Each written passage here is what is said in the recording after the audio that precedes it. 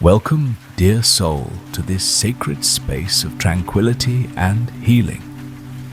As the day gently folds into night and the world around you settles into its peaceful rhythm, you have arrived at a sanctuary where ancient wisdom meets the restorative power of sleep.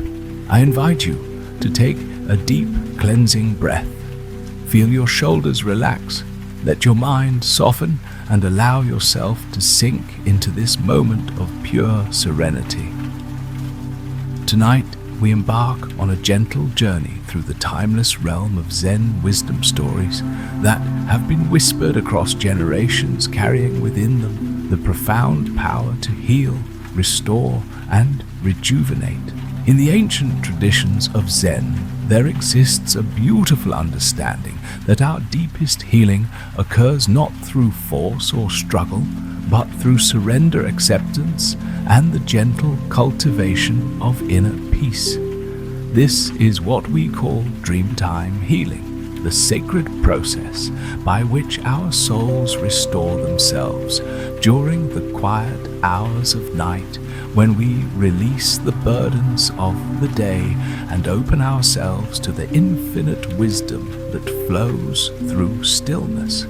As we rest our minds, naturally seek harmony. The stories you're about to hear are like gentle lanterns lighting the path to your inner sanctuary, each one a portal to deeper peace, each tale a key to unlock the healing that already resides within you.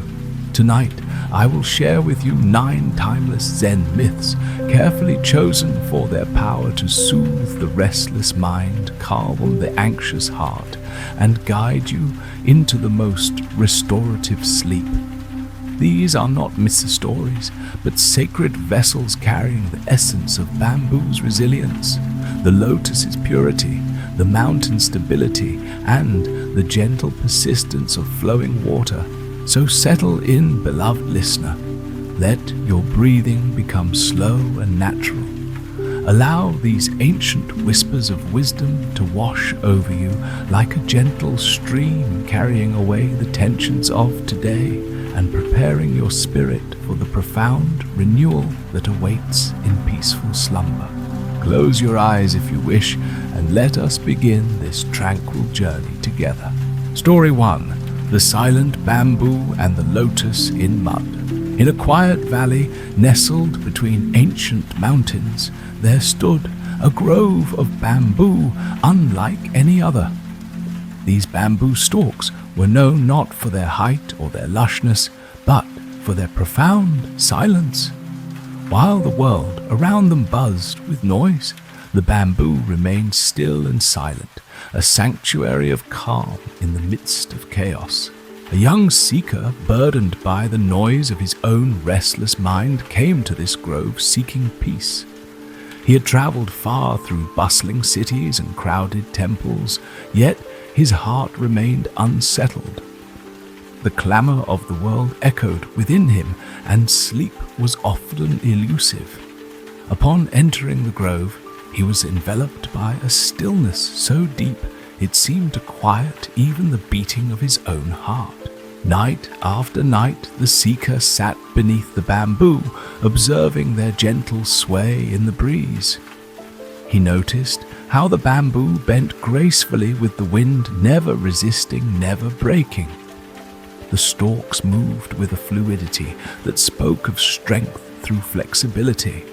The bamboo taught him a silent lesson without words, without ceremony, without fanfare. True resilience was not found in rigidity, but in the ability to yield and adapt without losing one's essence. The seeker began to understand that his own mind had been like a rigid tree, fighting against every thought, every emotion, every disturbance that arose. He had been exhausting himself in constant resistance, believing that strength meant standing firm against all challenges. But the bamboo showed him another way. Strength could be soft, power could be gentle, endurance could come through yielding. As weeks passed, the seeker noticed changes within himself. His sleep became deeper, more restorative. His dreams were filled with the gentle swaying motion of the bamboo, teaching him even in rest how to move with life rather than against it. He began to bend with his difficulties instead of breaking under their weight. When anger arose, he let it pass through him like wind through bamboo. When sadness came, he allowed it to flow without resistance, knowing it would pass as all things do. One evening, a fierce storm swept through the valley.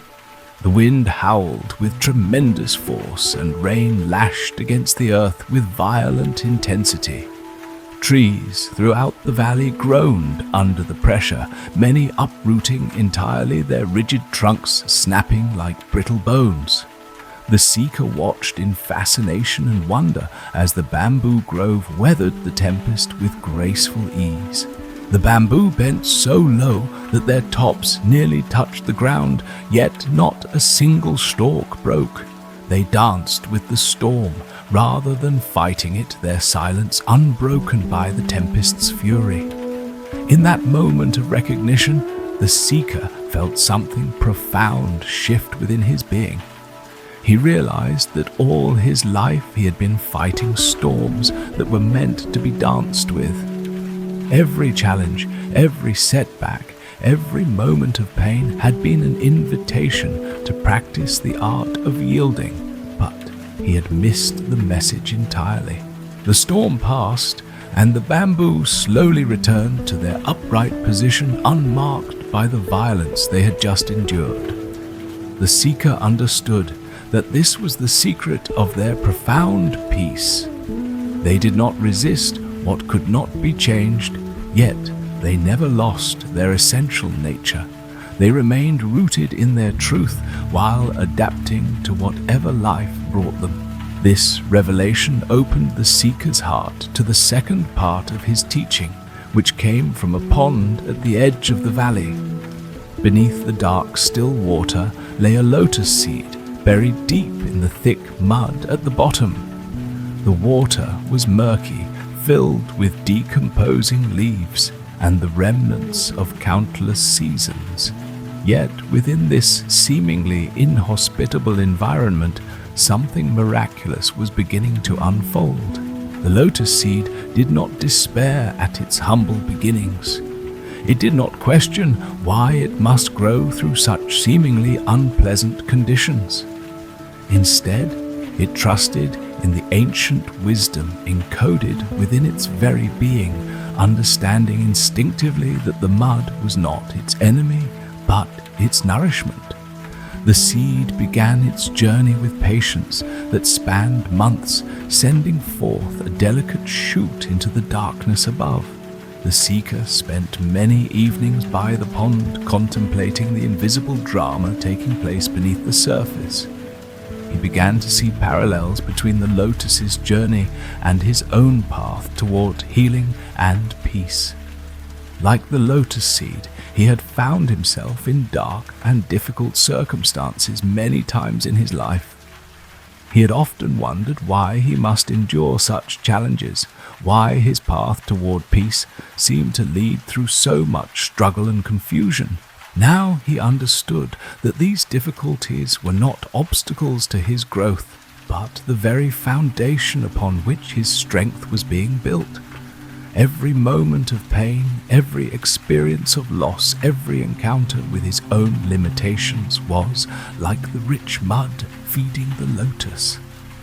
These experiences were not punishments or signs that he was failing on his spiritual path. They were essential nutrients for his developing wisdom and compassion. Day after day, the lotus shoot pushed upward through layers of mud and murky water, guided only by an inner knowing that somewhere above light awaited. The journey was long and often arduous. There were moments when the stem seemed too fragile to continue, when the weight of the water above seemed overwhelming. Yet the lotus persisted, drawing strength from its deep roots in the mud below while reaching steadily toward the surface. The seeker recognized his own journey in this patient ascent. He too had felt overwhelmed by life's pressures, had doubted his ability to continue growing through difficult circumstances. But, like the lotus, he was learning to draw nourishment from his challenges while keeping his focus on the light of understanding that lay ahead. Finally, after months of patient growth, the lotus shoot broke through the surface of the water. In the gentle morning light, the first bud appeared tight and protected, holding within it all the potential that had been developing in the darkness below. The seeker watched with profound joy as over the following days the bud slowly opened, revealing petals of such pristine beauty that all who saw it marveled at its perfection. The lotus had transformed the mud of its birth into the pure radiance of its flowering. Not a trace of the murky water or decaying matter clung to its petals. It stood in perfect purity, rooted in the mud, yet unstained by it, drawing its life from dark waters, yet radiating only light and beauty. This sight filled the seeker with deep understanding. He realized that his own journey toward peace and healing followed the same pattern. The difficulties he had faced, the pain he had endured, the periods of confusion and struggle he had navigated were all part of his transformation. Like the lotus, he could be in the world experiencing all its complexities and troubles while maintaining the pristine nature of his inner being. The lotus taught him that purity was not the absence of difficulty, but the ability to remain unstained by challenges. Wisdom was not avoiding problems, but learning to transform them into fuel for growth. Peace was not the elimination of storms, but the development of an inner stillness that could weather any tempest. As the seeker absorbed these profound lessons, he felt a quiet transformation taking root within his being. The bamboo's silent strength and the lotus's patient beauty became integrated into his understanding of how to live with grace and resilience. He learned that healing was not a destination to be reached, but a way of being in the world. It was a journey of surrender and strength, of embracing life's storms while trusting in the light that guides all growth. With these ancient myths as his teachers, the seeker prepared each night to enter the realm of dreams, carrying with him the wisdom of yielding like bamboo and blooming like the lotus. His sleep became a sacred time of renewal, where the day's challenges were transformed into the rich soil for tomorrow's growth. In dreams, he danced with storms and bloomed in muddy waters, always returning to waking life with greater peace and deeper understanding. The bamboo and lotus had shown him that true healing comes not from avoiding life's difficulties, but from learning to flow with them gracefully, finding in every challenge an opportunity to develop greater flexibility, deeper roots, and more radiant blooming. Story 2. The Whispering Wind. High in the mountains, where the air grew thin and the world below seemed like a distant dream, there lived a hermit who had spent decades seeking the deepest truths of existence. His small dwelling was carved into the mountainside, surrounded by nothing but stone sky and the endless dance of clouds. Years of meditation had sharpened his awareness until he could perceive the subtlest movements of energy around him.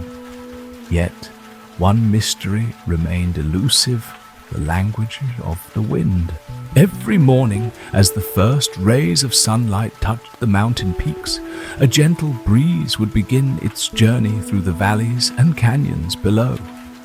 This wind carried with it something more than just the coolness of high altitudes or the scent of distant forests. The hermit sensed that these were not merely random movements of air, but messages of profound importance, communications from the very essence of nature itself.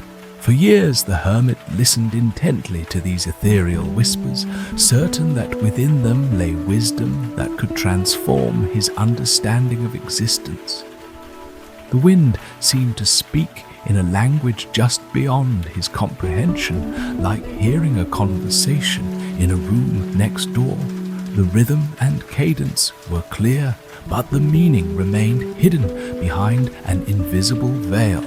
The hermit's frustration grew with each passing season. He had mastered complex meditation techniques, studied ancient texts until their words were burned into his memory, and achieved states of consciousness that few humans ever experience. Yet, this simple wind, this basic element of nature, continued to elude his understanding. Its messages danced just at the edge of his awareness, tantalizingly close, yet impossibly distant. One autumn evening, as golden leaves swirled in miniature tornadoes around his mountain retreat, the hermit made a decision that would change everything. Instead of trying to decode the wind's language through intense concentration and mental effort, he would simply listen. Not with his analytical mind, not with his desire to understand, but with the pure, open awareness that he had cultivated through years of silent meditation. He stepped outside his dwelling and found a comfortable position on a flat stone that had been warmed by the day's sunlight. Closing his eyes, the hermit released every expectation, every desire to comprehend or achieve. He became like an empty vessel, allowing the wind to fill him completely without any agenda or goal. As the evening progressed and darkness began to settle over the mountains, something extraordinary began to unfold. The hermit noticed that the wind seemed to carry within it the accumulated wisdom of its entire journey. It had swept across oceans, gathering the patient endurance of waves that had traveled thousands of miles without growing weary. It had danced through forests, collecting the quiet strength of trees that stood firmly rooted, yet remained flexible enough to bend with each gust. The wind had whispered through fields of grain, learning the secret of abundance that comes from surrendering to the rhythm of seasons. It had caressed the faces of sleeping children, understanding the profound peace that exists in complete trust and innocence. It had witnessed the last breaths of the dying and the first cries of the newborn, carrying within it the eternal cycle of existence itself. As these realizations dawned upon the hermit, he began to understand that the wind was not speaking in words or concepts that his mind could grasp. Instead, it was sharing experiences, emotions, and states of being that could only be received through the heart. The wind's messages were felt rather than heard, absorbed rather than analyzed, integrated rather than understood. Night after night, the hermit continued this practice of deep listening. With each session, his capacity to receive the wind's teachings expanded. He learned that rushing water carries the medicine of persistence and flow, while still pools reflect the value of calm contemplation. Mountain peaks taught him about reaching toward higher understanding while remaining grounded in practical wisdom. Valleys demonstrated the beauty of humility and the strength that comes from accepting one's place in the greater landscape of existence. The wind brought him stories of storms that had raged across continents, teaching him that even the most violent disturbances eventually exhaust themselves and give way to peace. It shared the gentle patience of morning breezes that slowly warm the earth, showing him how gradual, consistent effort often achieves what dramatic action cannot. Evening winds carried the wisdom of release, demonstrating how to let go of the day's accumulations and prepare for the restorative darkness of night. Through this profound communion with the wind, the hermit began to transform. His own breath became deeper and more conscious, aligned with the planetary breathing of weather systems and atmospheric currents. His movements grew more graceful, informed by the wind's demonstrations of how to flow around obstacles rather than fighting them directly. His presence became more peaceful, reflecting the wind's ability to be simultaneously powerful and gentle, present and invisible. The hermit discovered that the wind carried within it the prayers and aspirations of countless beings. Every sigh of longing, every whispered hope, every quiet moment of wonder had been gathered by the wind and woven into its eternal song. He learned to distinguish between the different voices carried on the breeze, the gratitude of farmers whose crops had been blessed with perfect growing conditions, the grief of those who had lost loved ones, the joy of children playing in meadows, the contemplation of other seekers like himself. This revelation opened the hermit's heart to a profound understanding of interconnectedness. Wind demonstrated that nothing exists in isolation, that every breath connects all living beings in an invisible web of shared existence. The air that filled his lungs had previously given life to countless other creatures, and, after nourishing his body, it would continue its journey to sustain others. Through breath, through the medium of wind and air, all of life participated in a continuous exchange of energy and essence. As months passed, the hermit's relationship with the wind deepened into something approaching communion. He learned to feel weather changes days in advance, not through any supernatural ability, but through his increased sensitivity to the subtle messages carried on atmospheric currents. He could sense the emotional climate of distant regions, the collective mood of cities and forests, the health of ecosystems hundreds of miles away. The wind taught him that listening was not a passive activity, but the most active and engaged practice possible. True listening required the complete surrender of preconceptions and the willingness to be changed by what one receives. It demanded the courage to allow external influences to modify one's internal landscape, trusting that this openness would lead to greater wisdom rather than confusion or chaos. During winter storms, when the wind howled with tremendous force around his mountain dwelling, the hermit learned about the power that exists within apparent emptiness. Wind was invisible, weightless, seemingly insubstantial. Yet, it could move mountains grain by grain, shape entire landscapes, and generate energy capable of powering human civilizations. This taught him that the most profound forces in existence often operate through subtlety rather than obvious display. The hermit began to apply these lessons to his meditation practice and daily life. Instead of forcing his mind into states of concentration, he learned to listen to the natural rhythms of his consciousness, allowing thoughts and emotions to flow through his awareness like wind through an open space. Rather than resisting difficult emotions or uncomfortable sensations, he practiced the wind's teaching of moving around obstacles, finding the path of least resistance while maintaining his essential direction. His sleep became profoundly restorative as he learned to breathe with the rhythm of the wind. Each inhalation brought fresh energy and possibility, while each exhalation released the accumulations of the day.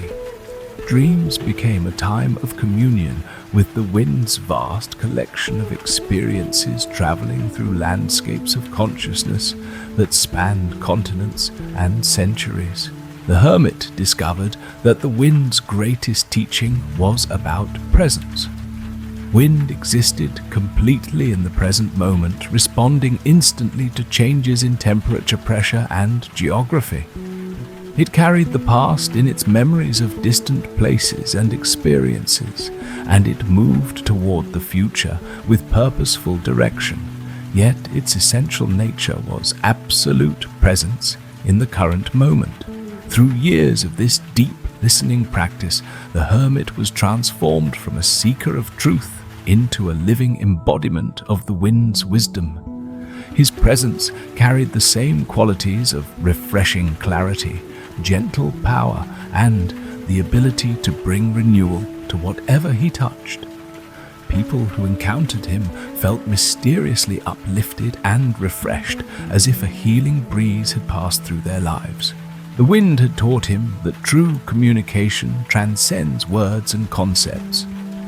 The most important messages are transmitted through presence, through the quality of attention one brings to each moment, through the willingness to be fully available to life as it unfolds. The hermit learned to speak with the same invisible power as the wind, not through dramatic pronouncements or complex explanations, but through the simple offering of his complete attention and the wisdom that flowed from years of deep listening.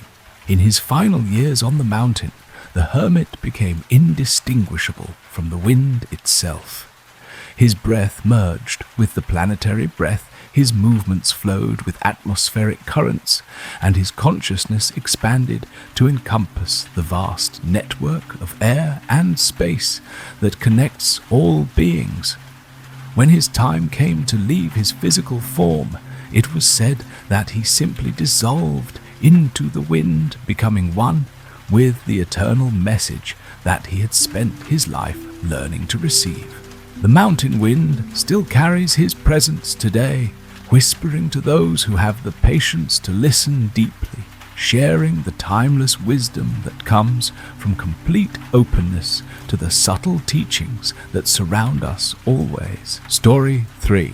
The Secret of the Zen Garden. In a remote village nestled between rolling hills and ancient forests, there lived an old gardener known throughout the region for his profound wisdom and gentle spirit. His garden was unlike any other, not because of rare flowers or exotic plants it contained, but because of the extraordinary harmony and balance that seemed to permeate every leaf, every stone, and every breath of air within its boundaries. The gardener had spent more than 5 decades cultivating not only plants, but also a deep understanding of the cycles of nature and the rhythms of life. He believed that the garden was a living teacher, offering lessons to those willing to observe and listen with patience and humility. Every morning he would walk through his carefully tended space, not as a master commanding nature, but as a student learning from the wisdom that grew from the earth itself.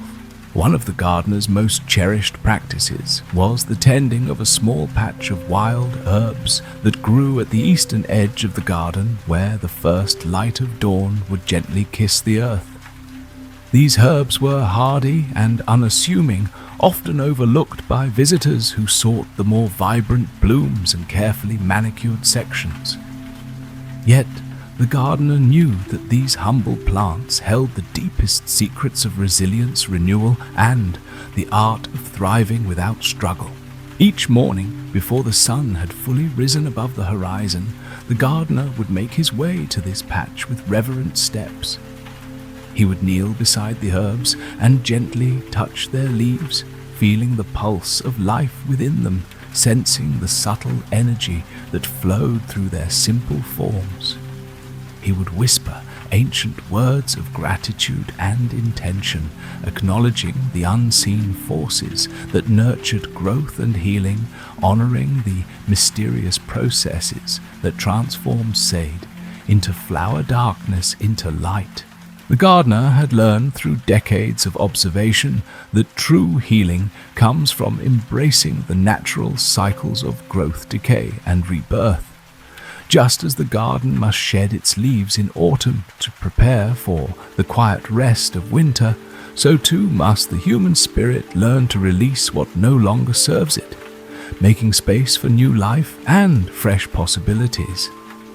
This understanding had not come through books or teachings, but through years of patient watching as nature demonstrated its wisdom in countless subtle ways. Visitors to the garden often marveled at the profound peacefulness that seemed to radiate from the wild herb patch.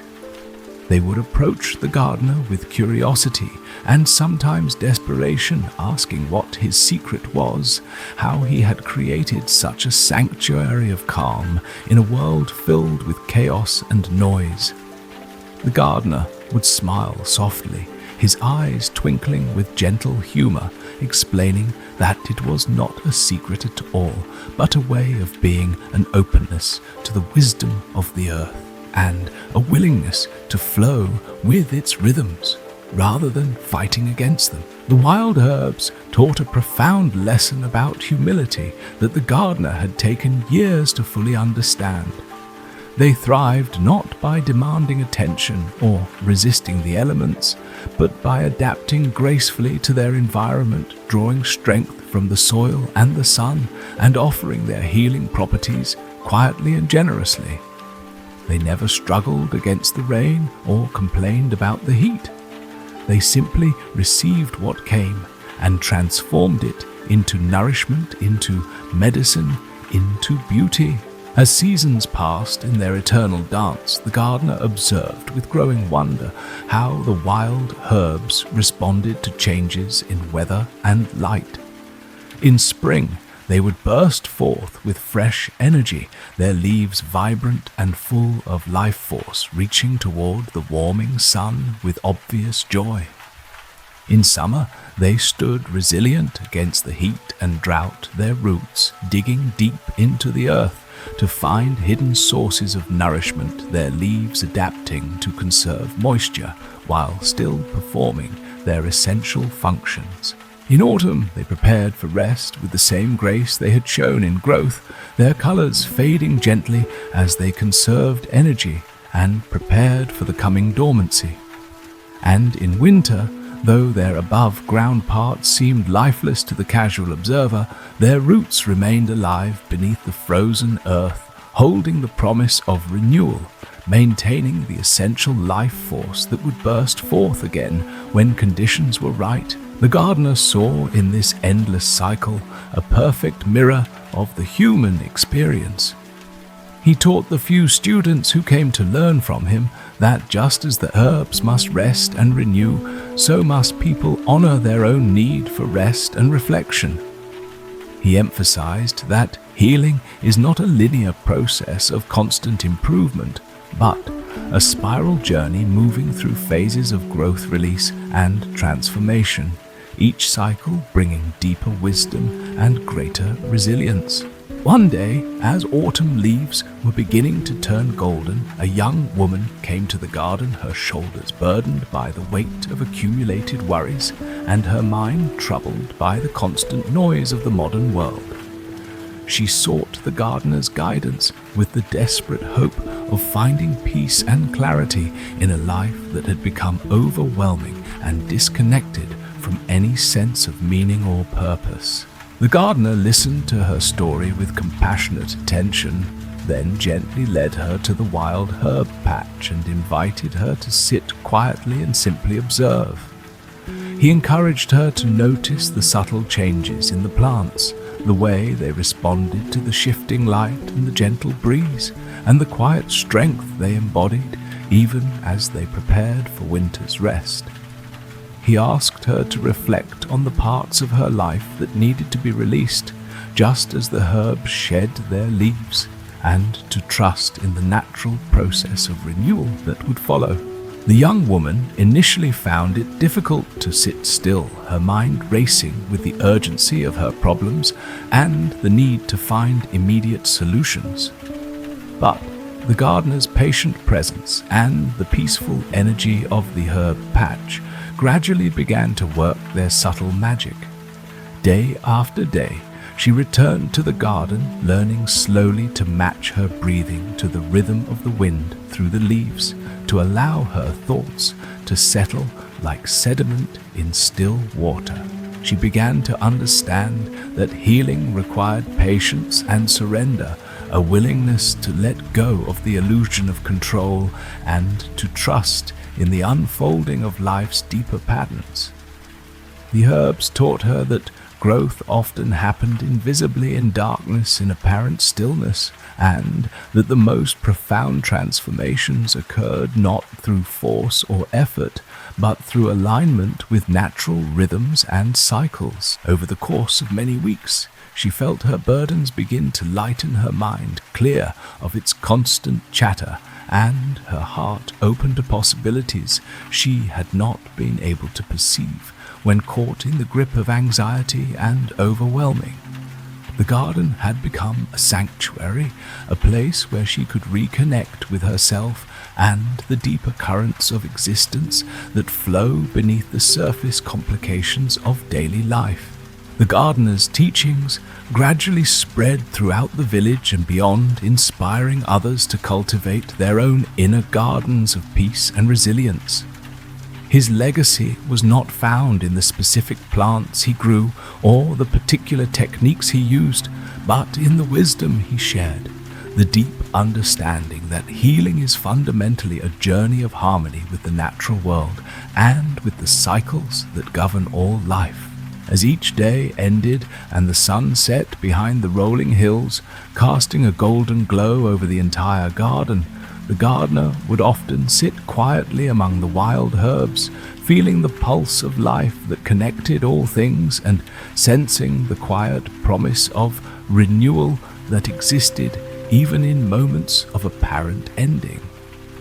In that profound stillness, he found the deepest peace, knowing that the garden, like the human spirit, was always in a state of becoming, ever growing, ever healing, ever alive with infinite potential.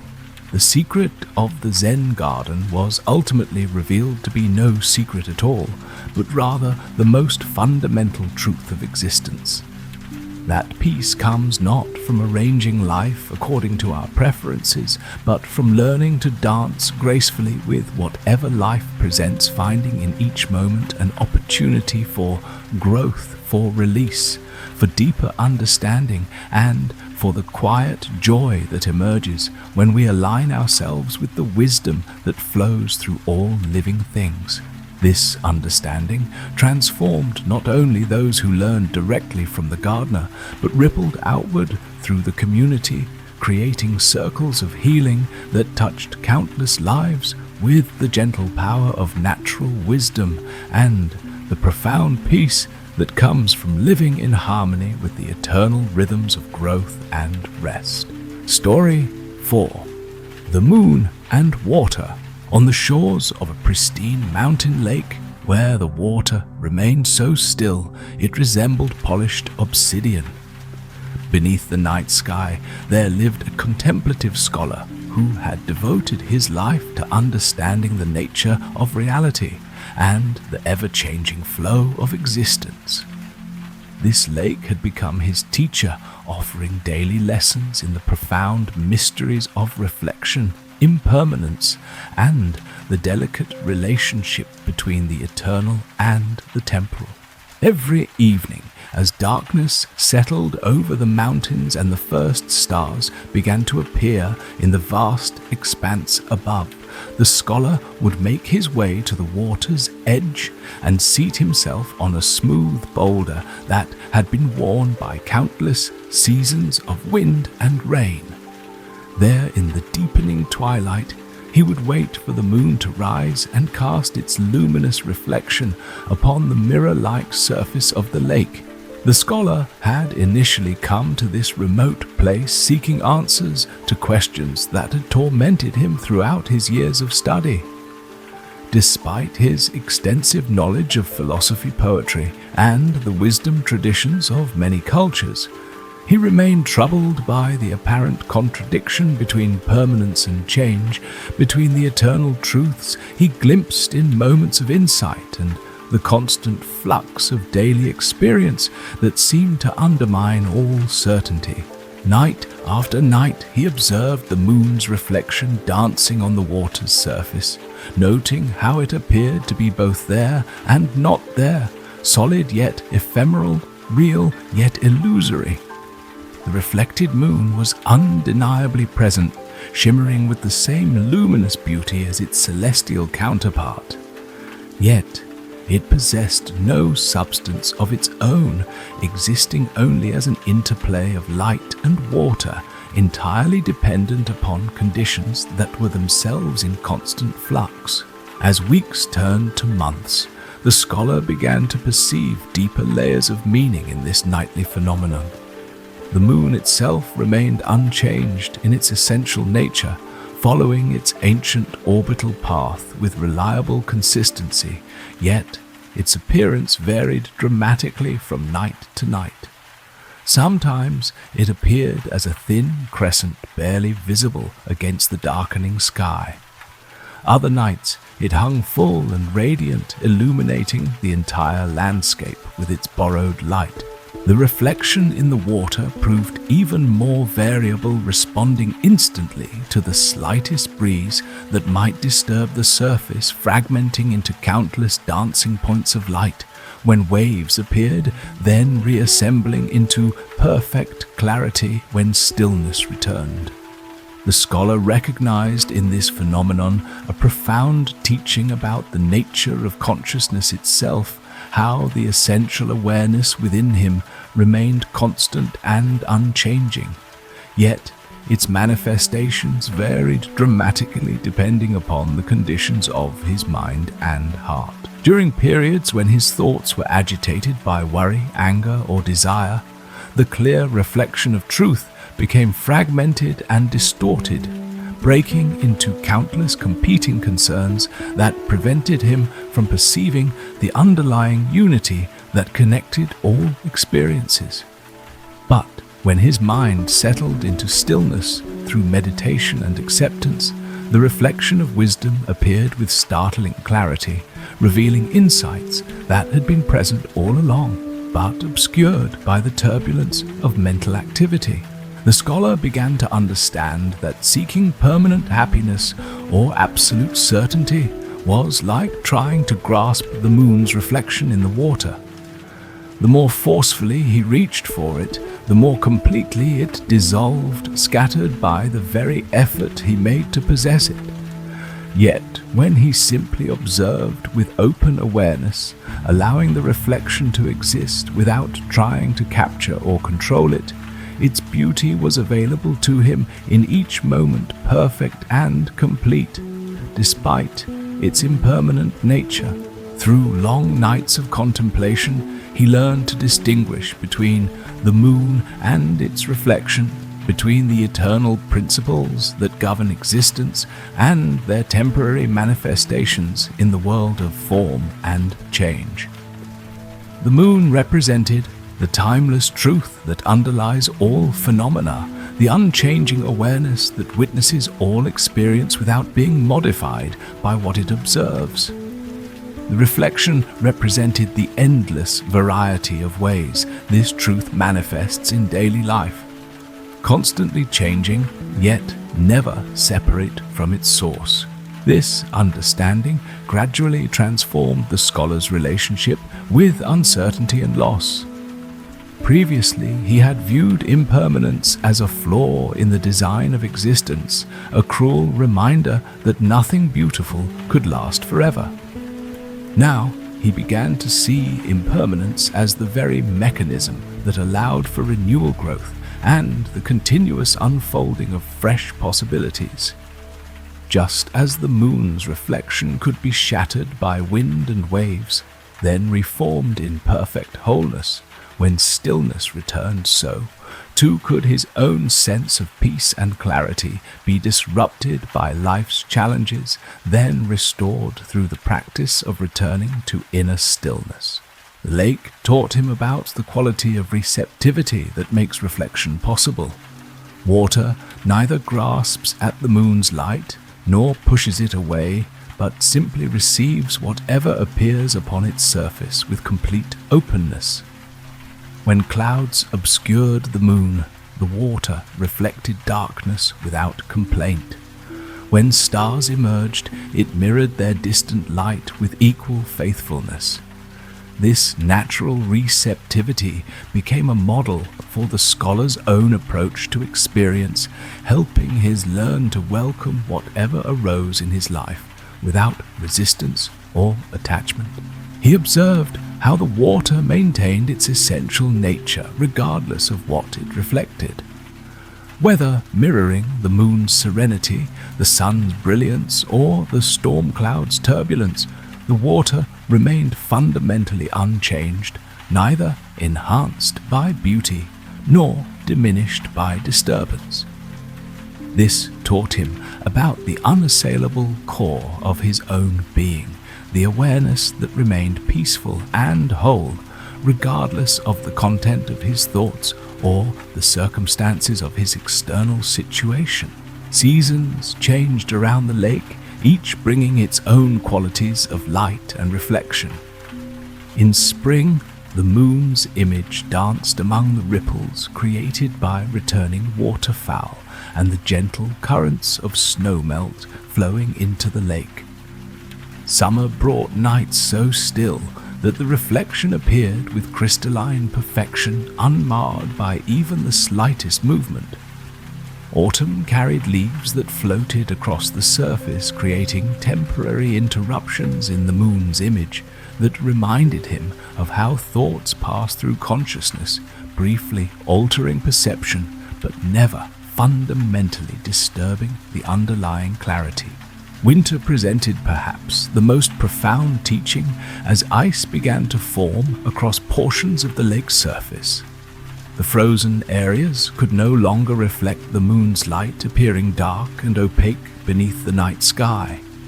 Yet beneath the ice, the water remained present, temporarily hidden but not destroyed, waiting for spring's warmth to restore its capacity for reflection. The scholar recognized in this seasonal transformation a powerful metaphor for those periods in human life when clarity seems absent, when spiritual insight feels blocked or inaccessible. He learned to trust that these apparent obstacles were temporary conditions like ice that would eventually melt, rather than permanent changes to his essential nature.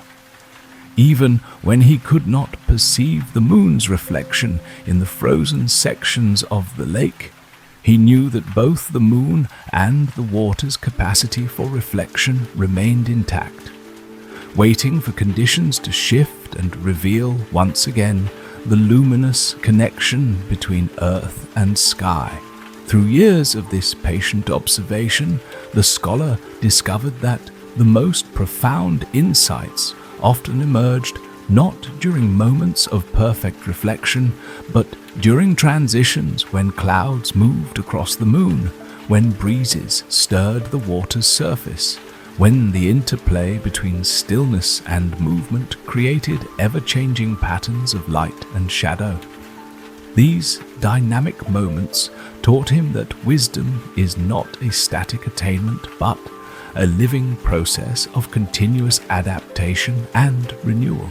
The relationship between moon and water became a guide for understanding all the relationships in his life. He learned to appreciate people and experiences for their essential nature while accepting the constant changes in how they appeared to him. Just as the moon's reflection varied with conditions while the moon itself remained constant, he could love others for their unchanging essence while allowing their personalities, moods, and circumstances to fluctuate without feeling threatened or disappointed. This practice of seeing beyond surface appearances to the underlying constancy gradually dissolved the scholar's anxiety about loss and change. He realized that what he truly valued in anything, its essential beauty, wisdom, or love, could never actually be lost, even when its particular manifestations changed or disappeared. The moon's reflection could be scattered by waves, but the moon's light continued to shine. Relationships might transform or end, but the love they had contained remained part of his experience forever. As his understanding deepened, the scholar found that he no longer needed to wait for perfect conditions to experience peace and clarity. Just as the moon's light was present even when clouds obscured it, and just as the water's capacity for reflection remained intact, even when its surface was disturbed, he discovered that his own inner peace and wisdom were always available regardless of external circumstances. The lake had taught him the ultimate secret of the moon and water, that separation is an illusion created by the mind's tendency to distinguish between the observer and the observed, between the eternal and the temporal, between the one who seeks and what is sought. In truth, the moon and its reflection, the water and the light it mirrors the seeker, and the wisdom he pursues are all manifestations of a single undivided reality that expresses itself through the beautiful dance of apparent diversity. This recognition brought the scholar profound peace, not as an achievement or attainment, but as a simple acknowledgement of what had always been true. Like the moon's reflection on water, his seeking had been real and meaningful, while ultimately unnecessary, a perfect expression of the very truth he had been trying to understand. Story 5. The Path of the Crane. In a secluded valley where morning mist clung to the earth like prayers made visible, there lived a solitary crane whose presence had become woven into the very fabric of the landscape's spiritual essence. This crane was not merely a bird, but a living embodiment of ancient wisdom, moving through the world with such profound grace that all who witnessed its journey felt themselves touched by something sacred and transformative. The crane had arrived in the valley during a particularly harsh winter, when the streams had frozen and the earth lay buried beneath heavy snow. While other creatures struggled against the severe conditions or fled to more hospitable regions, the crane demonstrated an extraordinary ability to find harmony even within the most challenging circumstances. It neither fought the cold nor retreated from difficulty, but instead discovered ways to move through adversity with a fluidity that seemed to transform obstacles into opportunities for deeper understanding. Each dawn, as the first light began to pierce the darkness and paint the eastern sky with delicate washes of rose and gold, the crane would emerge from its resting place beside a pond that somehow remained unfrozen despite the winter's grip. This daily ritual was not merely the beginning of another day's activities, but a ceremonial acknowledgement of renewal, a physical prayer offered to the eternal cycle of death and rebirth that governs all existence. The crane's morning movements unfolded with the deliberate precision of ancient ritual. It would first extend one wing, then the other, stretching each joint and feather with meticulous attention, as if honoring every part of its being that would participate in the day's journey. These preparations were unhurried, demonstrating a profound understanding that haste serves no purpose when one is aligned with natural rhythms and eternal principles. When the crane finally took flight, its ascent was neither dramatic nor forceful, but rather an effortless transition from earth to sky that seemed to dissolve the boundary between these realms. Its wings moved with a measured cadence that suggested deep familiarity with invisible currents and atmospheric pressures, as if the crane possessed intimate knowledge of the secret pathways that connect all points in space. The villagers who lived in the valley had initially viewed the crane's arrival with curiosity, then with growing respect, and finally with something approaching reverence. They began to organize their own daily activities around the crane's schedule, finding that this alignment with the bird's natural rhythms brought unexpected harmony to their lives. Farmers discovered that tasks performed during the crane's active periods proceeded more smoothly and yielded better results. Children who watched the crane's patient hunting methods learned to approach their studies with similar focused attention. As seasons shifted and the harsh winter gradually surrendered to spring's gentle insistence, the crane's behavior continued to offer profound teachings about adaptation and flow. When storms swept through the valley, bringing fierce winds that bent trees and sent debris flying through the air, the crane demonstrated extraordinary wisdom in its response to these turbulent conditions. Rather than seeking shelter or fighting against the powerful currents, it learned to read the storm's patterns and move in harmony with its chaotic energy. The crane's dance with tempestuous weather became legendary among the villagers, who would brave the elements themselves to witness this remarkable display of natural wisdom. They observed how the crane used the storm's own force to aid its movement, adjusting the angle of its wings to catch favorable currents while avoiding dangerous downdrafts. This ability to transform challenging conditions into advantageous circumstances provided a powerful metaphor for navigating life's inevitable difficulties. On the ground, the crane's movements revealed different but equally profound lessons about presence and mindfulness. Each step was placed with extraordinary deliberation, as if the crane understood that the earth beneath its feet was sacred and deserving of respectful attention. Its long legs moved with the fluid precision of a master calligrapher, creating characters in the air, each gesture meaningful and purposeful.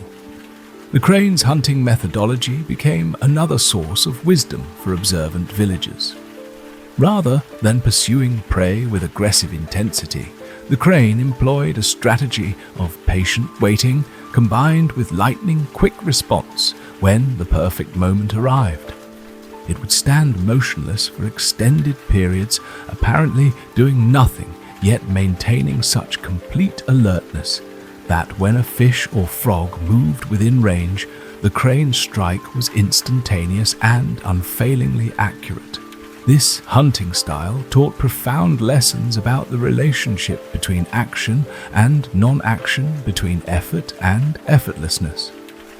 The crane demonstrated that the most effective action often emerges from periods of apparent inactivity, and that true power lies not in constant movement, but in the ability to remain perfectly still while maintaining complete readiness to respond when circumstances align favorably. Young people in the valley began to study the crane's example when preparing for examinations or important life decisions. They learned to cultivate the bird's quality of alert patience, discovering that answers and opportunities often revealed themselves naturally when the mind was calm and receptive, rather than agitated and grasping. As months passed and the valley moved through its annual cycle of transformation, the crane's presence began to catalyze changes in the human community that extended far beyond individual practice. The villagers found themselves naturally developing greater cooperation and harmony in their relationships, inspired by the crane's demonstration of how individual excellence could serve the well-being of the entire ecosystem. The crane never competed with other creatures for resources or territory, yet it always seemed to have exactly what it needed. This abundance without grasping became a model for the villagers, who began to experiment with approaches to their own work and relationships that emphasized contribution rather than acquisition, service rather than self-advancement. Elderly residents of the valley, many of whom had lived through decades of social and economic upheaval, found particular comfort in the crane's embodiment of stability within change. The bird's daily routines provided a sense of continuity and permanence that helped anchor the community during periods of uncertainty. Yet, the crane's adaptability to seasonal variations and unexpected events also demonstrated that stability need not mean rigidity. The crane's influence extended to the village's approach to conflict resolution and decision-making. Inspired by the bird's patient observation before action, community leaders began implementing periods of silent reflection before addressing important issues. This practice of contemplative pause often revealed creative solutions that had not been apparent during initial discussions. Children in the village developed games and stories inspired by the crane's movements and behaviors. These activities naturally incorporated lessons about balanced timing and graceful adaptation that served them well as they matured and faced their own life challenges. The crane had become an integral part of their cultural education, teaching through example rather than instruction. Artists and craftspeople found in the crane an endless source of inspiration for their creative work. Its elegant proportions influenced architecture and design, while its fluid movements inspired new forms of dance and musical expression. The crane's integration of beauty and functionality became a standard for evaluating artistic and practical endeavors throughout the community. As the crane's second winter in the valley approached, the villagers noticed subtle changes in their own anticipation of the challenging season. Previously, winter had been viewed primarily as a period of hardship to be endured. Now influenced by the crane's example of finding opportunity within difficulty, they began to see winter as a time for deep reflection, inner development, and preparation for spring's creative emergence. The crane's evening rituals provided another layer of teaching about closure and transition. Each day ended with the bird's careful grooming and settling into rest, demonstrating the importance of completing one cycle before beginning another.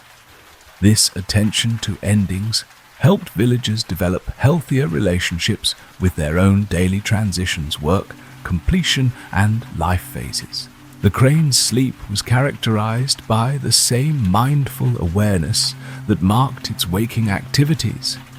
Even in rest, the bird maintained a quality of alert presence that allowed for immediate response to changing conditions while preserving the deep restoration that comes from genuine relaxation. This balance between vigilance and surrender became a model for the village's own approach to rest and renewal. Through its simple presence and natural behaviors, the crane had transformed an entire community's understanding of how to live with grace, resilience, and wisdom. The bird had never attempted to teach or lead, yet its example had created ripples of positive change that touched every aspect of village life. The crane's legacy extended far beyond the valley as stories of its influence spread to neighboring communities.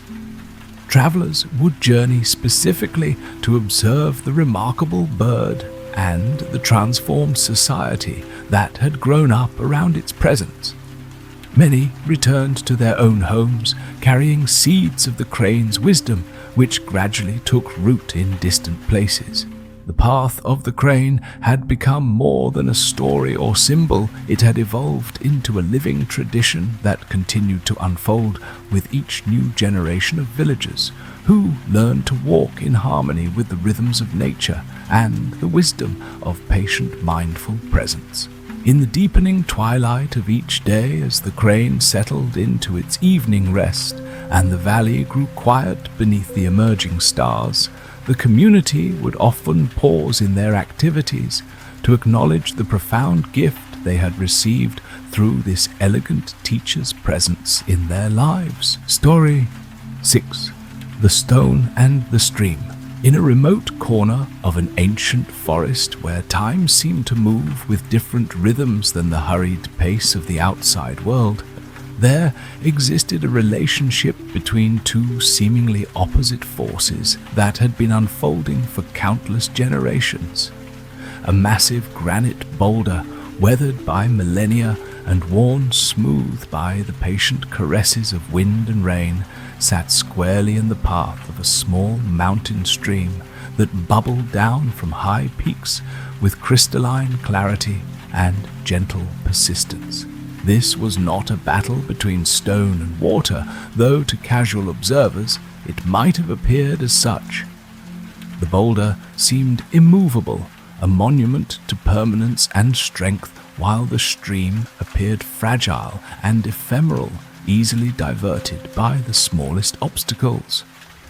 Yet, those who possessed the patience to observe this relationship over extended periods would discover one of nature's most profound teachings about the transformative power of gentle, sustained effort applied with infinite patience and unwavering consistency. The stream had encountered the boulder thousands of years ago, when both the watercourse and the stone were younger and more rigid in their forms. Initially, the water had simply flowed around the massive obstruction, following the path of least resistance, as water naturally does. But something deeper was at work in this encounter, something that transcended the immediate practical necessity of finding passage through the landscape. Day by day, season after season, year after year, the stream continued its patient work. Each droplet that touched the stone surface carried with it microscopic particles of mineral and organic matter, creating an almost imperceptible chemical interaction that slowly, gradually began to soften the boulder's seemingly impenetrable surface. The process was so subtle that even careful observers would need to watch for decades to notice any change, yet the transformation was as inevitable as sunrise. The stream never grew frustrated with the boulder's resistance. It never attempted to force its way through by gathering tremendous volume or pressure. Instead, it maintained its natural flow, neither hurrying nor delaying, responding to seasonal variations in snowmelt and rainfall, but never abandoning its essential character or direction. This consistency became the key to its eventual triumph, though triumph was perhaps not the appropriate word for what was actually a collaboration of cosmic proportions. As centuries passed, the boulder began to develop subtle channels and grooves where the water had traced its most frequent paths. These tiny alterations in the stone surface gradually deepened, creating small pools and eddies that changed the stream's flow patterns and increased the complexity of their interaction. The stone was teaching the water new ways to move, while the water was teaching the stone new ways to yield. The process accelerated almost imperceptibly as the channels deepened. The stream discovered that it could carry slightly larger particles of sediment through these carved pathways, and these particles acted like gentle abrasives, further smoothing and shaping the stone surface. What had begun as simple chemical erosion evolved into a more complex dance of physical and chemical forces working in perfect harmony. Forest creatures that came to drink from the stream often paused to rest against the warming stone, adding their own subtle influence to the ongoing transformation. Birds would perch on the boulder's emerging contours, their small claws contributing microscopic scratches that provided new holds for moss and lichen. These living organisms introduced additional chemical processes that further softened the stone's surface while creating tiny ecosystems in the carved depressions. The boulder's transformation was not merely physical, but seemed to involve some deeper change in its essential character. As the stream carved deeper channels through its bulk, the stone began to sing with the music of flowing water. The carved passages acted as resonating chambers, amplifying and modulating the water's natural song into complex harmonies that filled the forest with ethereal melodies that changed with the seasons and the water's varying volume. These songs attracted visitors from throughout the forest and beyond. Deer would gather at dawn and dusk to listen to the stone's water music. Birds incorporated the boulder's melodies into their own songs, creating intricate duets between carved stone and living voice. Even the trees seemed to sway in rhythm with the flowing water's music, their branches conducting invisible orchestras of wind and stream and stone. Human travelers who discovered this remote sanctuary often found themselves drawn to remain longer than they had planned. The combination of the stream's patient teaching and the boulder's gradual yielding created an atmosphere that seemed to slow time itself, allowing visitors to step out of their usual hurried pace and experience a different relationship with the passage of moments and seasons. Many of these visitors were individuals carrying heavy burdens of grief, anxiety, or confusion about their life's direction. The stone and stream offered them a wordless teaching about the transformative power of patience and persistence applied without force or aggression. They witnessed how the most dramatic changes could occur through the accumulation of countless small, gentle actions sustained over extended periods. A young woman who had lost her beloved partner in a sudden accident spent many months beside the boulder, initially drawn by the soothing sound of the water, but gradually finding healing through observing the ongoing collaboration between stone and stream. She began to understand that her grief, like the massive boulder, was not an obstacle to be overcome through force, but a landscape to be slowly, gently transformed through patient acceptance and the steady flow of time. The woman learned to trace the carved channels with her fingers, feeling the smooth grooves that had been shaped by millennia of gentle persistence. She began to see her own healing process reflected in these carved pathways, understanding that her pain was slowly being transformed into wisdom, her loss into a deeper capacity for compassion, her confusion into acceptance of life's mysterious unfolding. An elderly craftsman, struggling with the increasing rigidity of his aging hands and the fear that his life's work was coming to an end, found different lessons in the stone and stream's relationship. He observed how the boulder had become more beautiful and useful as it yielded to the water's influence, developing pools for drinking and channels for directing flow, creating music where before there had been only silence. The craftsman began to see his own aging process as potentially similar to the boulder's transformation.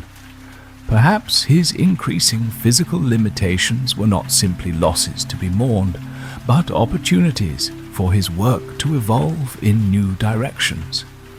Maybe the rigidity he feared was actually a form of accumulated wisdom that could be gently shaped by life's experiences into something more beautiful and useful than his younger strength had ever achieved. A philosopher who had spent decades wrestling with questions about the nature of change and permanence found in the stone and stream a living demonstration of paradoxes that had troubled him throughout his intellectual career. The boulder was simultaneously permanent and temporary, unchanging in its essential mineral composition, yet constantly being reshaped by external forces. The stream was eternally flowing, yet always present, never the same water, twice yet, maintaining its essential character and course. This philosopher spent seasons observing the subtle interactions between persistence and yielding, noting how the stream's apparent weakness gradually overcame the stone's apparent strength without destroying either the water's essential nature or the boulder's fundamental integrity. Both elements were being transformed through their encounter, yet both remained recognizably themselves throughout the process.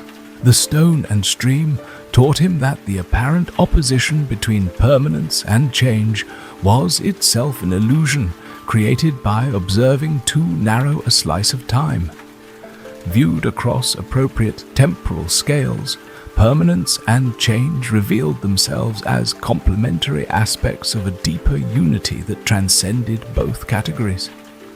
Nothing was ever truly permanent, yet nothing was ever completely lost. Everything was always changing, yet something essential always remained constant. As years accumulated and the boulder's transformation became more pronounced, the forest began to change around it. The stone's carved channels created new microclimates that supported different plant communities.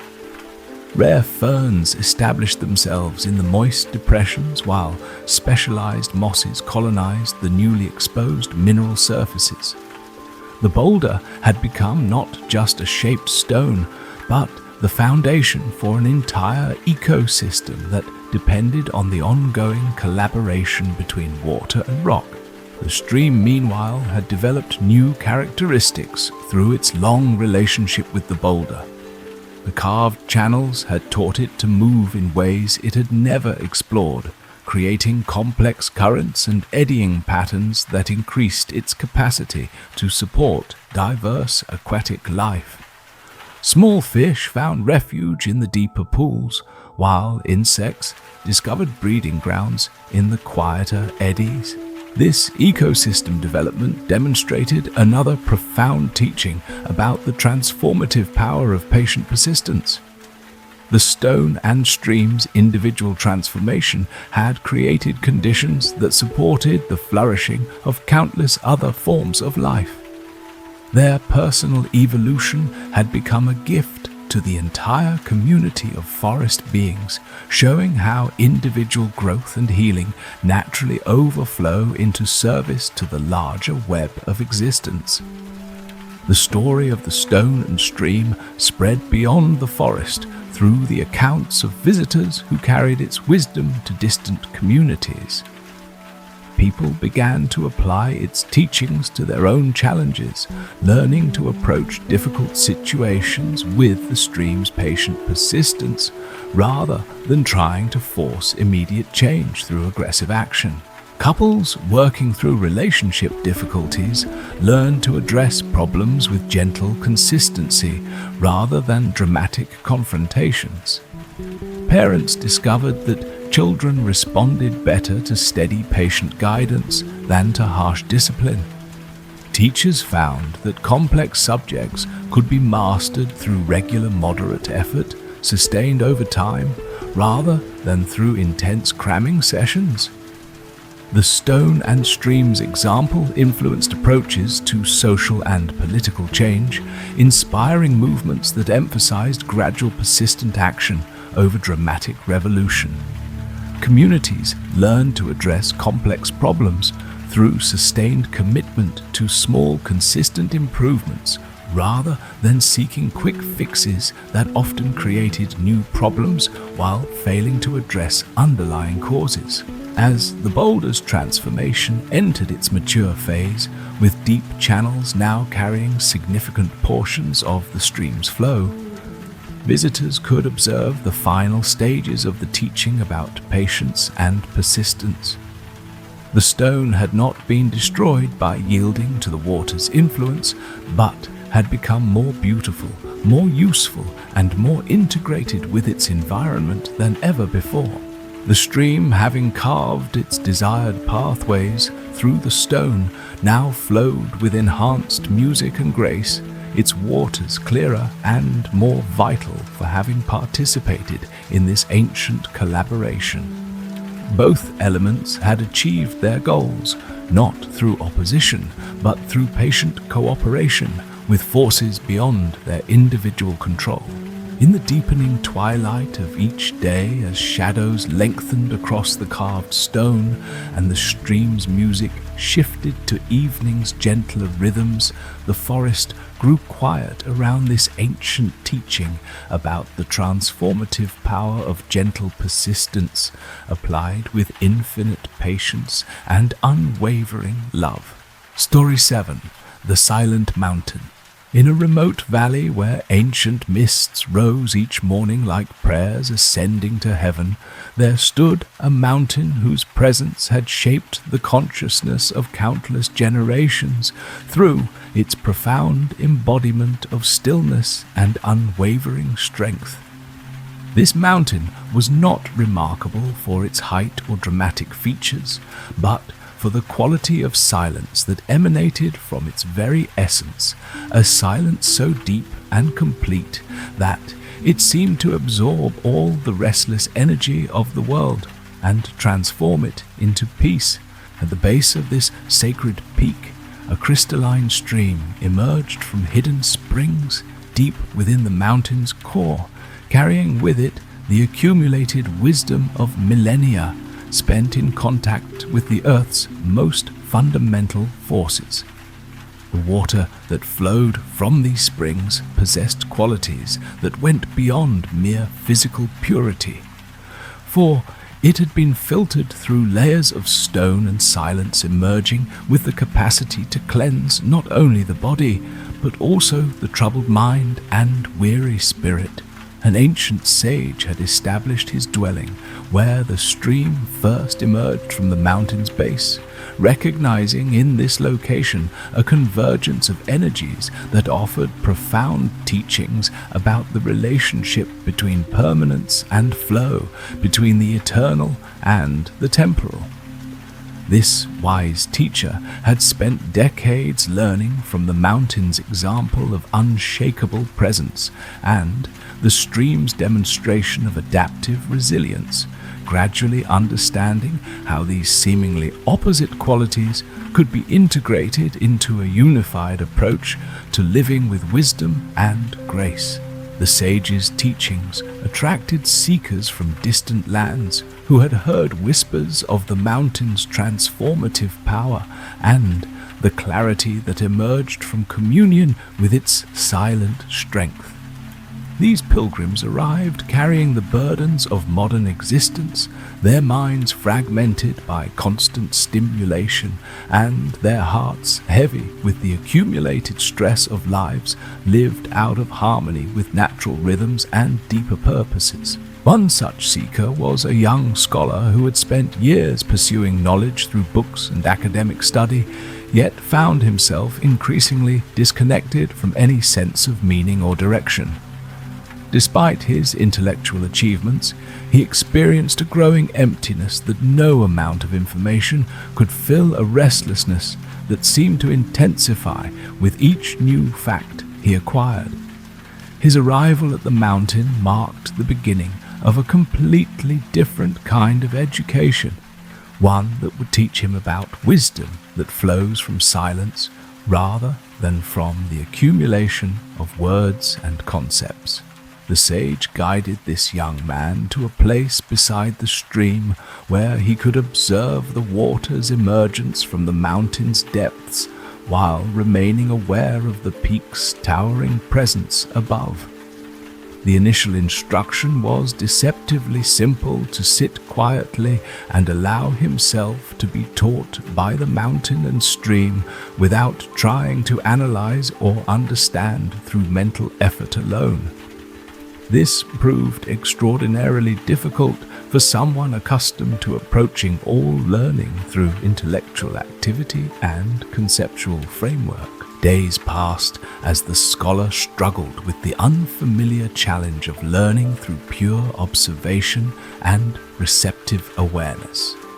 His mind continued its habitual patterns of commentary and analysis, creating a constant internal dialogue that prevented him from experiencing the direct transmission of wisdom that the mountain offered to those who could receive it with open hearts and quiet minds.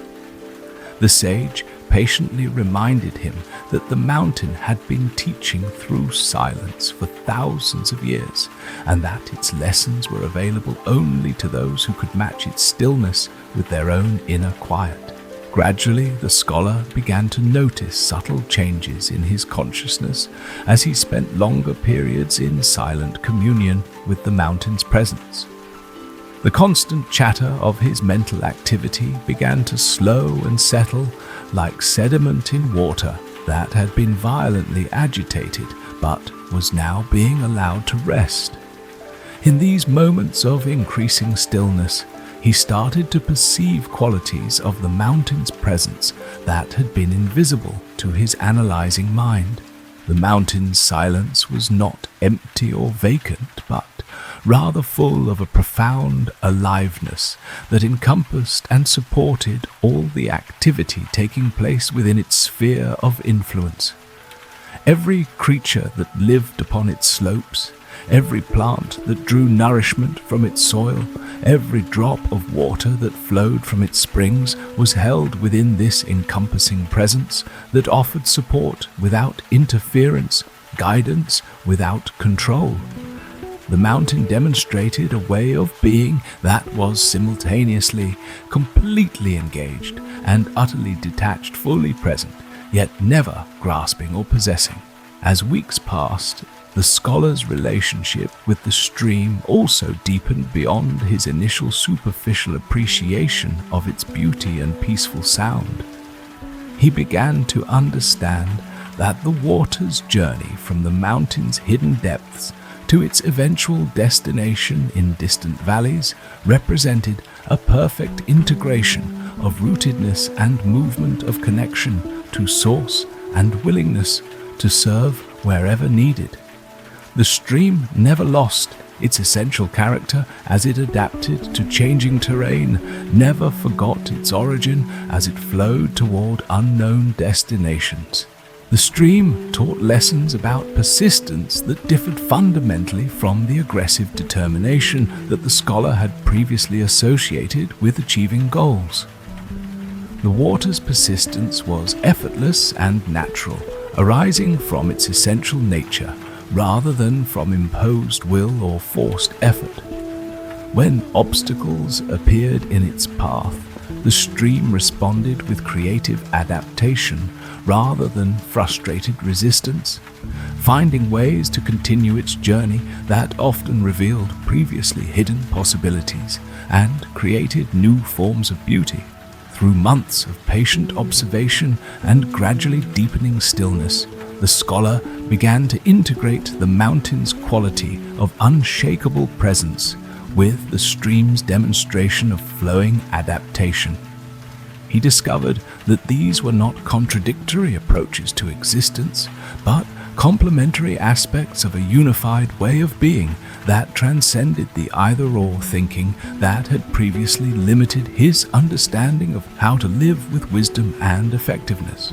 The mountain showed him how to establish an inner foundation of peace and clarity that could remain stable regardless of external circumstances or internal fluctuations. This was not the fragile stability that comes from controlling conditions or suppressing unwanted experiences, but the natural stability that emerges when one learns to rest in awareness itself rather than in any particular content of awareness.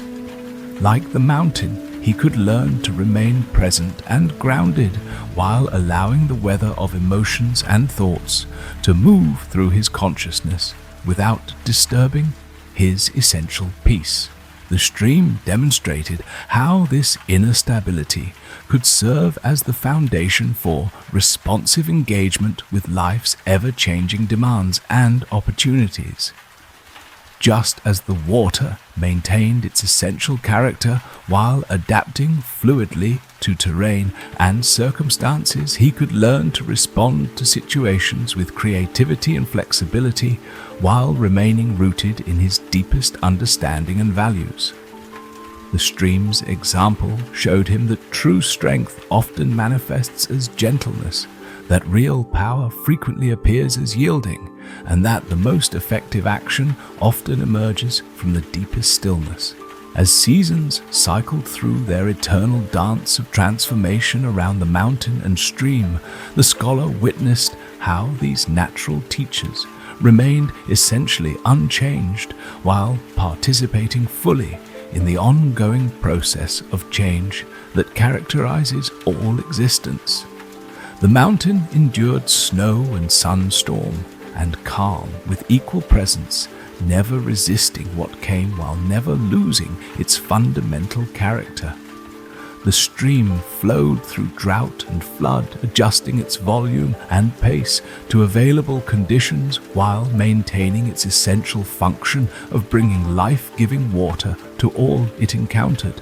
This observation helped the scholar understand that spiritual maturity was not about transcending the human condition or escaping from the challenges of embodied existence, but rather about learning to participate fully in life while maintaining connection to the unchanging awareness that witnesses all experience.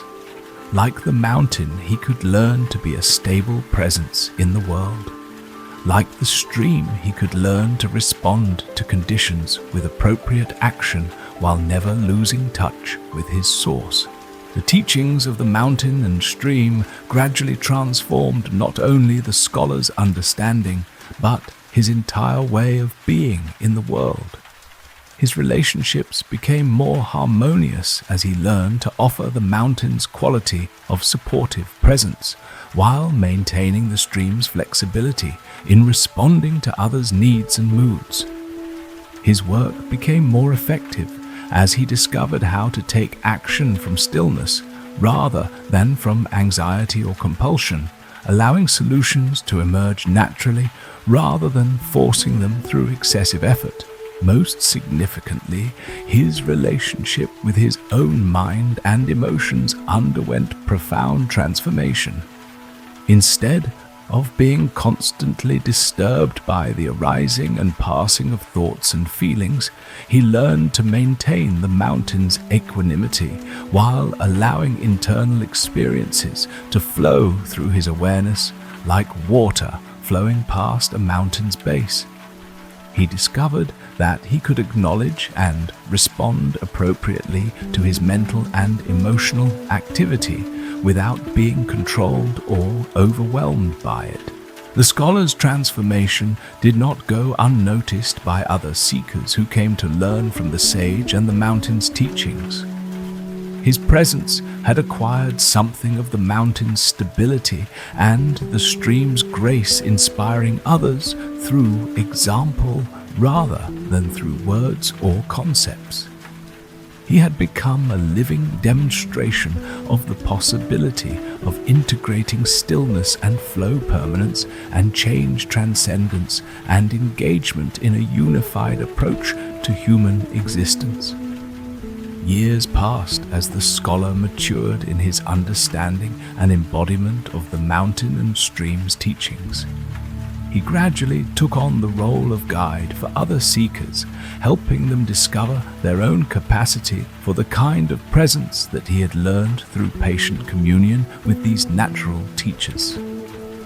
His guidance style reflected what he had learned from the mountain and stream, offering stable support while encouraging each person to find their own unique way of integrating these universal principles.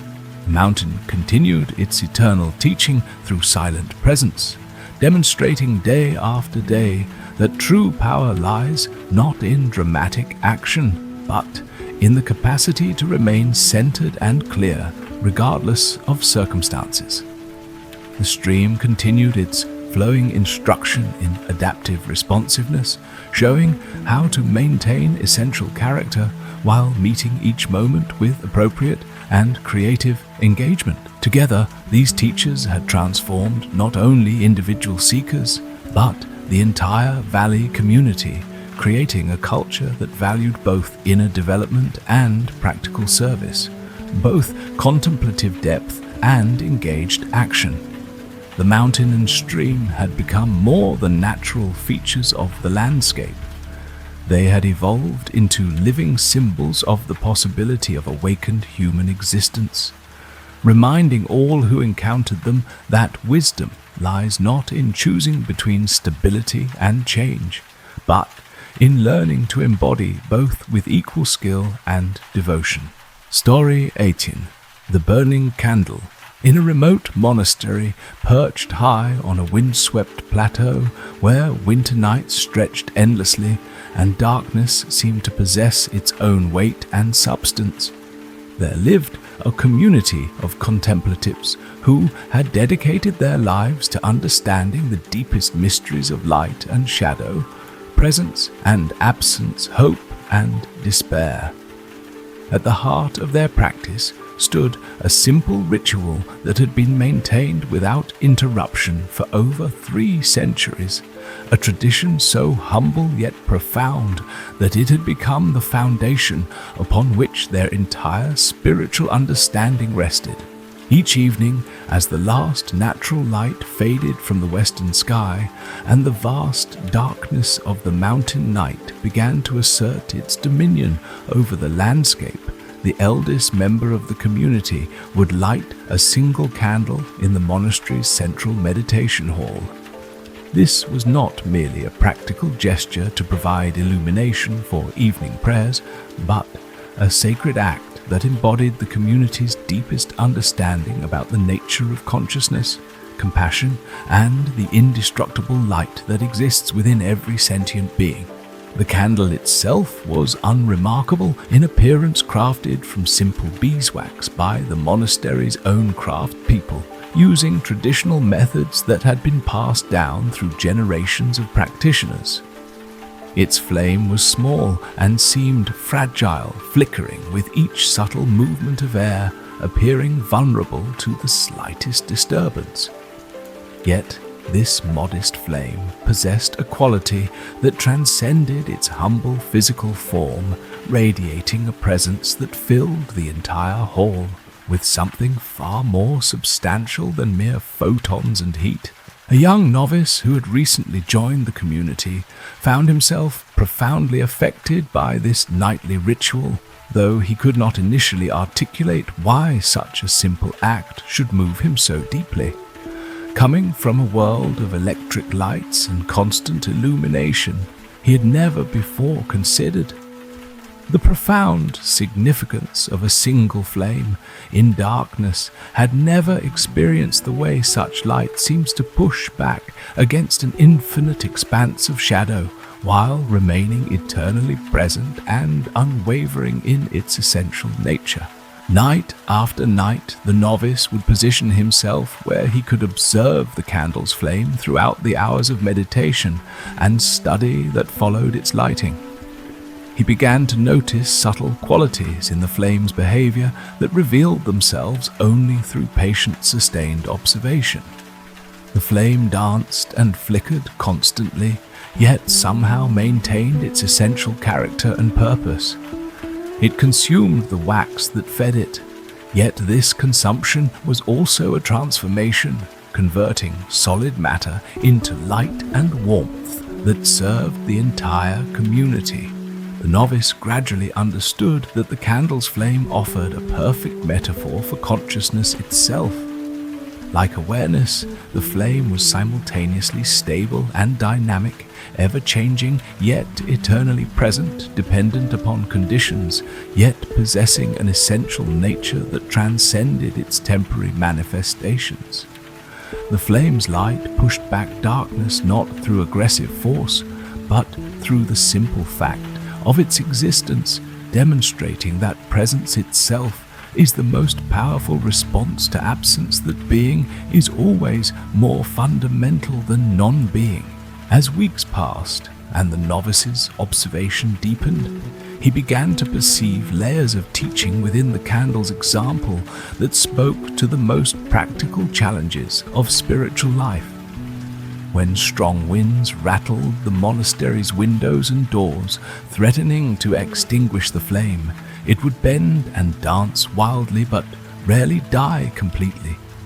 Instead, it demonstrated remarkable resilience, finding ways to maintain its essential fire even under challenging conditions, sometimes growing smaller and more concentrated when under pressure, other times flaring up with renewed vigor when the disturbance passed. This resilience taught profound lessons about maintaining spiritual practice during difficult periods of life.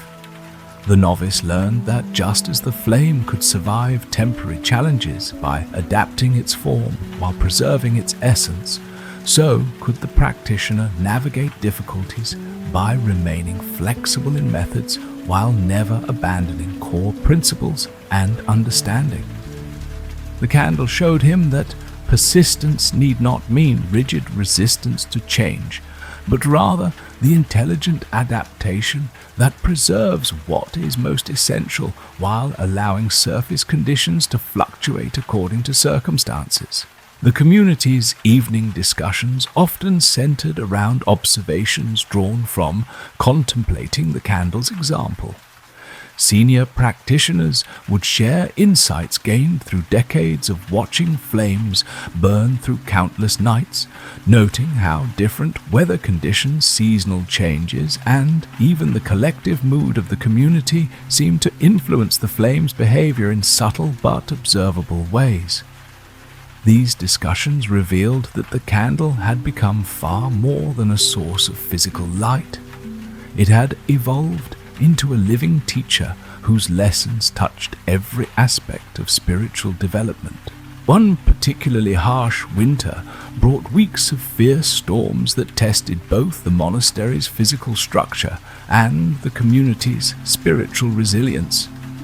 During this challenging period, the nightly candle became especially significant as a symbol of hope and continuity. Despite howling winds that shook the entire building and temperatures that dropped far below normal ranges, the small flame continued its faithful service, providing not only light but also a focal point for collective meditation and prayer that helped the community maintain unity and purpose. The novice noticed during these difficult nights that the flame's behavior shifted in response to the collective emotional state of the gathered practitioners. When anxiety or discouragement began to affect the group, the flame would often flicker more dramatically, as if reflecting the community's internal turbulence. Conversely, when the practitioners achieved deeper states of calm and concentration, the flame would steady and brighten burning, with a clarity that seemed to support and encourage their meditation practice. This observation led to a profound insight about the relationship between individual consciousness and collective presence. The novice began to understand that just as the candle's flame both affected and was affected by the atmospheric conditions around it, so did individual awareness participate in a continuous exchange with the consciousness of others. One person's peace could support an entire community's stability, while one person's agitation could disturb the harmony of many. This understanding brought with it a deeper sense of responsibility for maintaining inner clarity and compassion, not just for personal benefit, but for the welfare of all beings. The candle's example also illuminated the nature of service and sacrifice in ways that transformed the novice's understanding of spiritual practice. The candle gave itself completely to its function of providing light, consuming its own substance in the process. Yet, this self-offering was not experienced as loss or depletion, but as fulfillment of its deepest nature and purpose.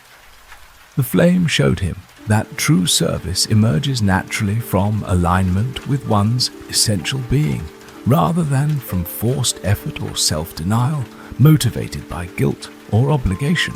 As seasons cycled through their eternal rhythm around the monastery, the novice observed how the candle's significance evolved with changing conditions.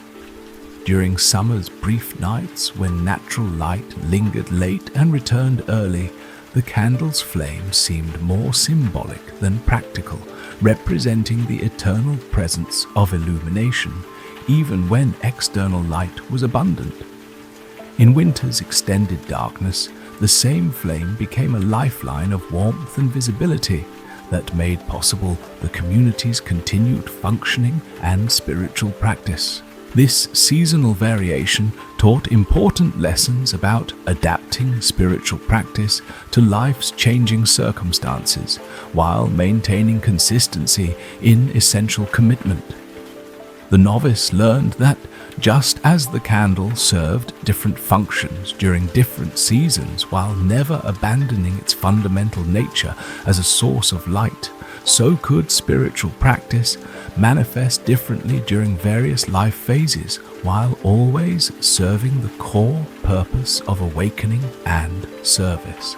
The community's tradition included periods when individual members would take responsibility for maintaining the candle throughout an entire night, ensuring that the flame never died completely and that its light remained available for anyone who might need guidance or comfort during the dark hours.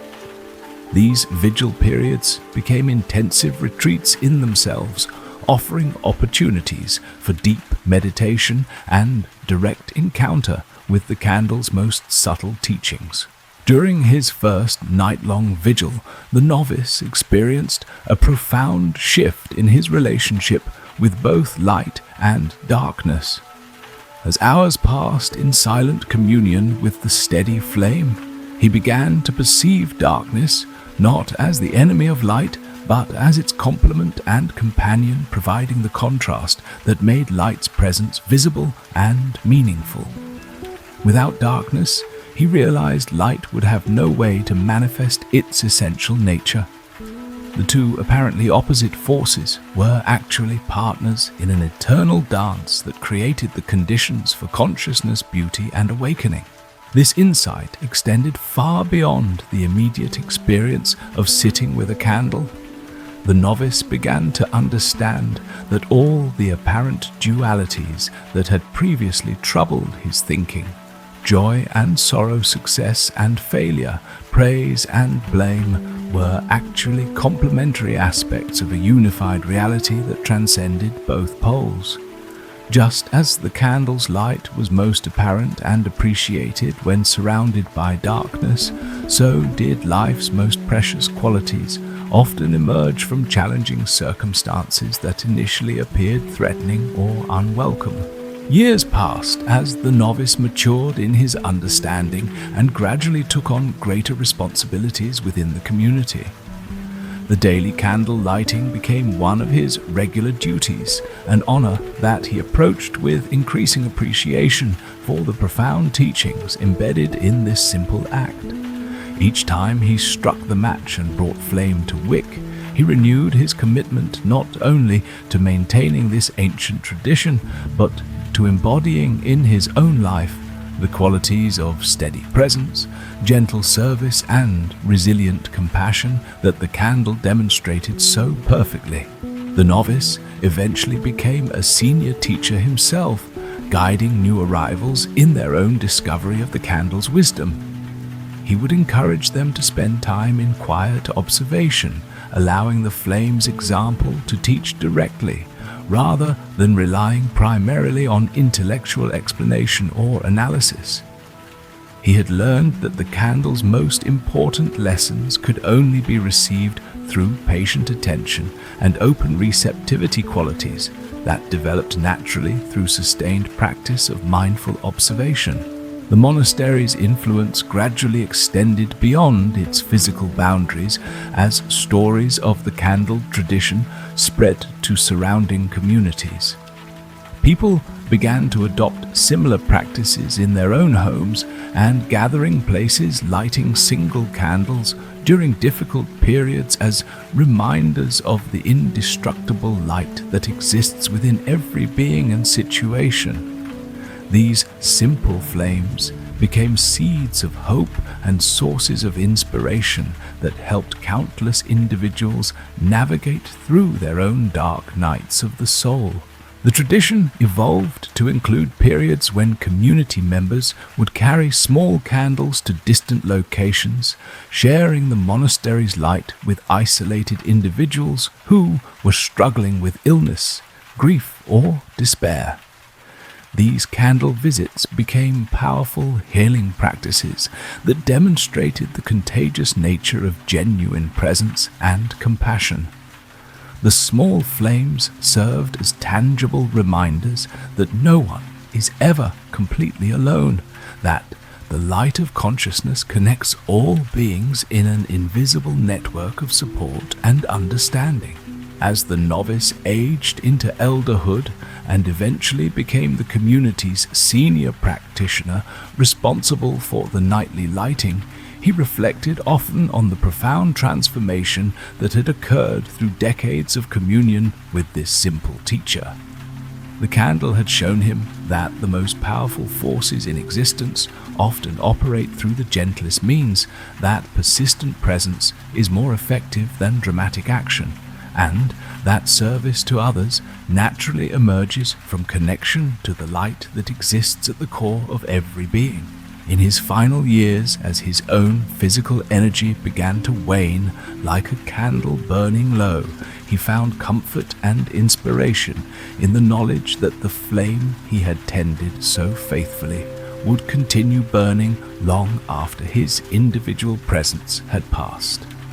The light he had helped maintain would inspire future generations of seekers, just as it had been passed down to him by countless predecessors who had understood the profound teaching embedded in this humble practice. The burning candle had become far more than a source of illumination. It had evolved into a living symbol of the eternal light that can never be extinguished, the compassionate presence that exists within every heart, and the gentle persistence that ultimately transforms darkness into dawn. Story 9. The Lantern Keeper's Blessing. In a coastal village where fog rolled in each evening like a gentle tide, and the horizon seemed to dissolve into a seamless expanse of sea and sky, there lived an old lantern keeper whose presence was as steady and comforting as the glow of the lamps he tended. The village itself was built on the edge of a rugged peninsula, its houses clustered together for warmth and companionship against the long salt-laden winds that shaped both landscape and temperament.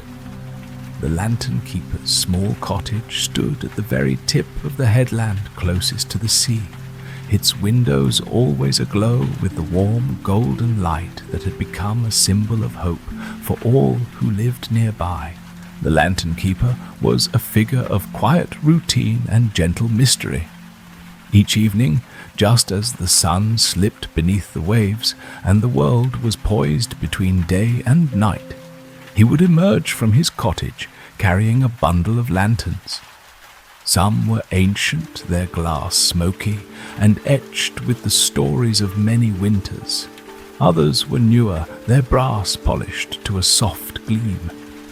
He would walk the winding path along the cliffs, pausing at intervals to hang each lantern on its appointed hook or tree branch, ensuring that their light marked the way for fishermen returning late, for travelers seeking shelter, and for villagers who sometimes lost their way in the thickening mist. The act of lighting the lanterns had become a ritual that transcended mere practicality. It was an act of blessing, a silent prayer cast into the darkness, a reminder that even when the world seemed uncertain and the path ahead invisible, there was always a beacon to guide the way. Villagers, young and old, came to rely on this nightly illumination not only for safety, but for the sense of communal reassurance it provided. Children would watch from their windows, counting each lantern as it flickered to life, feeling the comfort of knowing that someone was always watching over them, even in the deepest night. The lantern keeper's life was shaped by the rhythms of the sea and the cycles of the moon. He rose before dawn to check the lanterns, trimming wicks, cleaning glass, and refilling oil. He moved through his days with a quiet attentiveness that seemed to infuse every task with meaning. When storms battered the coast and winds threatened to snuff out the lights, he would walk the lantern path again and again, relighting each flame as many times as needed, his cloak billowing like a banner of resolve against the elements. Over the years, the villagers noticed something remarkable about the lantern keeper's presence. Those who spent time in his company found their own burdens lightened, their anxieties eased. He listened more than he spoke, his responses measured and kind, his silences full of understanding. People brought him their worries and sorrows, and though he offered few words, they left feeling as if a gentle light had been kindled within them, a quiet assurance that whatever darkness they faced, it was not absolute. The lantern keeper's wisdom was not the product of formal study or grand experience, but of a life lived in attentive presence. He understood that every flame, no matter how small, could dispel darkness for someone. He knew that the act of tending to light, whether in a lantern, a hearth, or a heart, was itself a form of prayer, a way of participating in the great cycle of giving and receiving that sustained the village through all seasons. His own heart had been shaped by loss and solitude, but rather than closing in upon itself, it had grown more spacious, more capable of holding the joys and griefs of others. One winter, a series of storms swept the coast, cutting the village off from the mainland for days at a time. Supplies dwindled, tempers frayed, and fear crept into the hearts of even the most resilient villagers.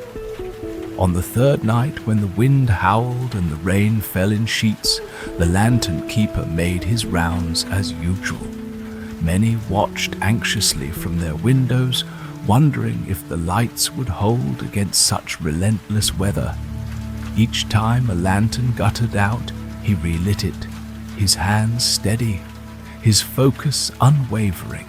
When the storm finally broke and dawn painted the sea with pale gold, the villagers emerged to find every lantern still burning.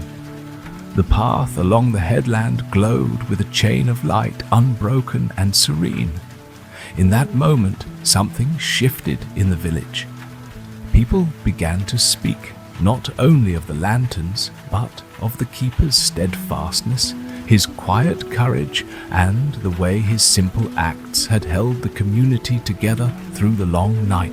In the weeks that followed, the villagers found themselves changed by the memory of that storm.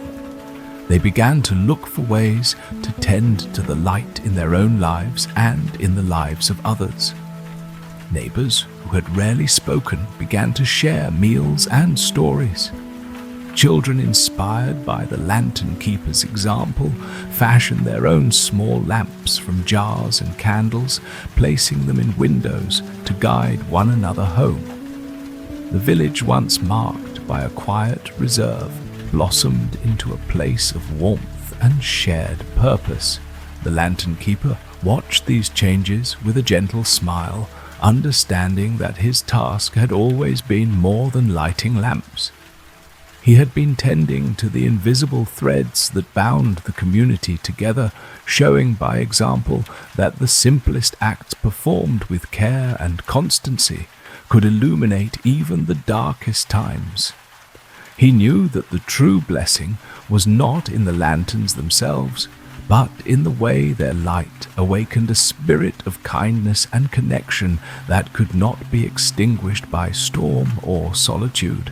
As the years passed, the lantern keeper grew older, his steps slower, his hair silvered by the salt wind. Yet each evening he continued his rounds, lighting the path with the same devotion as always. One spring, as the days lengthened and the world grew green with new life, the villagers gathered to honor him. They lined the lantern path with flowers and songs, expressing gratitude for the light he had kept through so many seasons. The lantern keeper, moved by their affection, spoke only a few words. He reminded them that the light they cherished was not his alone, but belonged to all who were willing to tend it. He urged them to remember that even the smallest flame could guide someone through darkness, and that every act of care, no matter how humble, was a blessing to the world. In time, the lantern keeper's cottage stood empty, but the tradition he had nurtured endured. Each evening, as dusk settled over the village, a different person would take up the lanterns, walking the familiar path, ensuring that the light continued to shine. The village became known far and wide as a place where no traveler was ever lost, where every soul could find its way home by the gentle glow of a lantern's blessing. The memory of the lantern keeper lived on in the hearts of all who had known him, a quiet presence that reminded them to cherish the light within and to share it freely with others. In the hush of each evening, as the first lantern flickered to life and the path along the headland began to glow, the villagers felt a deep peace settle over them. A peace born of the knowledge that no matter how dense the fog or how fierce the storm, there would always be a light to guide them, and always a hand willing to tend the flame.